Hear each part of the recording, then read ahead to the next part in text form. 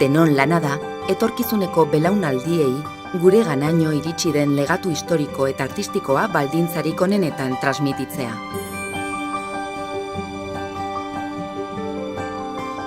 La Caixa gizarte ekintza, Nafarroako Kutxa Fundazioa, Iruña Tuterako Artzapezpikutza eta Nafarroako Gobernua elkarrekin ari dira Iruñeko Andre Mariaren katedraleko klaustroa zaharberritzen Nafarroako ondare historikoaren kontserbaziorako fundazioaren bidez.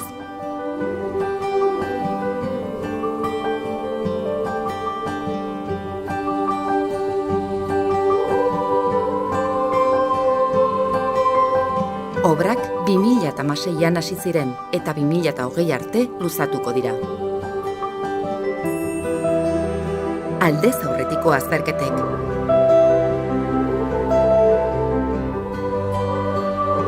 Saiakuntza kimikoek. Garbiketan aplikatutako azken teknologiek. Zaharberritze eta birjartze lanek. Harrobi lanek. Diziplina anitzeko proiektua eratzen dute, egiturazko elementuei naiz elementu apaingarriei zuzendutakoa, eta gure kultura ondareko monumentu garrantzitsuenetako bat babestea du xede.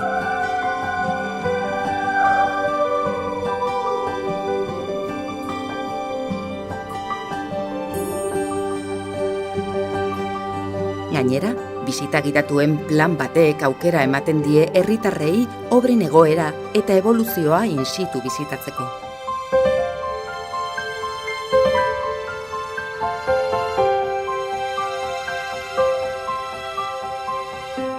Nafarroako ondareko harribitxietako bati guintasuna ematea, gizarte osoa inplikatzea eskatzen duen zeregina da.